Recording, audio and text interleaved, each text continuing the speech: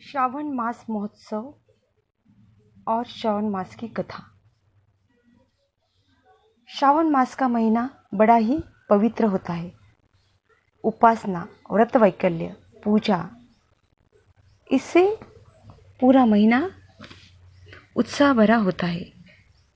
यही नहीं बल्कि हर तरफ हरियाली, विविध फूलों का फूलना, धूप और छाँव का खेल, यही सब चमत्कार हमें इस महीने में दिखाई देते हैं। पारिजात का वृक्ष तो इस महीने में फूलों से पूरा भर जाता है। और एक चमत्कार होता है इस महीने में, वो है ब्रह्मा कमल का फूल।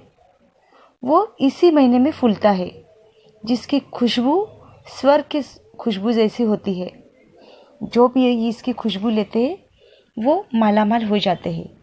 और ये ब्रह्मा कमल का फूल शिव जी को बहुत ही पसंद है।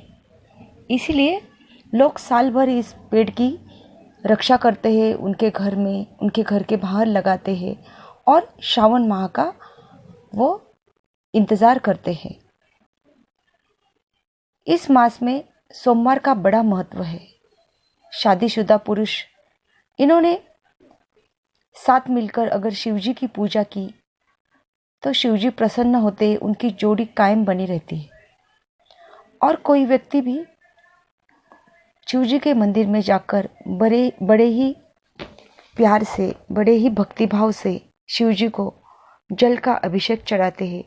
दूध का, दही का, मध का, हनी का अभिषेक करके उनको बेलपत्र चढ़ाते हैं, उनको प्रसाद चढ़ाते हैं, तो शिव जी उन पर प्रसन्न होते हैं।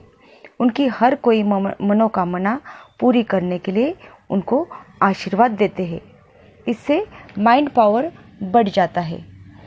तो शिव जी की कथा ये है, कभी देव और राक्षसों में युद्ध हुआ था और वो युद्ध सागर मंथन में अमृत प्राप्ति के लिए हुआ था। तो जब एक तरफ राक्षस थे, एक तरफ देव थे, तो जोर जोर से युद्ध चल रहा था। उस युद्ध में अनेक पदार्थ उत्पन्न हुए जो कि देव और राक्षसों ने बांट लिया। फिर उसके बाद अमृत कुंभ निकले और उसके साथ साथ ही विष कुंभ भी निकल आया।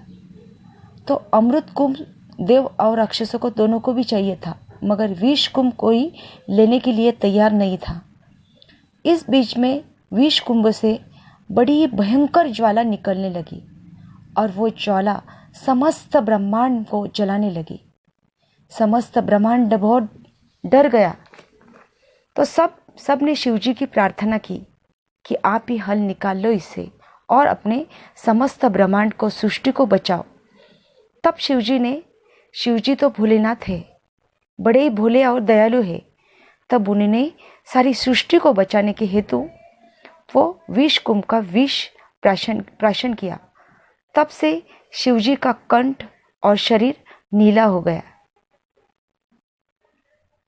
तभी से आज तक भगवान शिवजी को जल का, दही का, दूध का, हनी का अभिषेक चढ़ाते हैं, जो कि ठंडे होते हैं। शिवजी की मूर्ति को आप अगर बड़े ही भक्तिपूर्ण प्यार से, सतत मंत्र से आप हमेशा पूजा करेंगे, उसके सामने लीन हो जाओगे, तो उनका आशीर्वाद कभी खाली नहीं जाता। आप जो चाहिए वो मनोकामना पूरी होने के लिए, आपको शक्ति प्रदान करने के लिए शिव जी उनका आशीर्वाद आपको प्रदान करते हैं।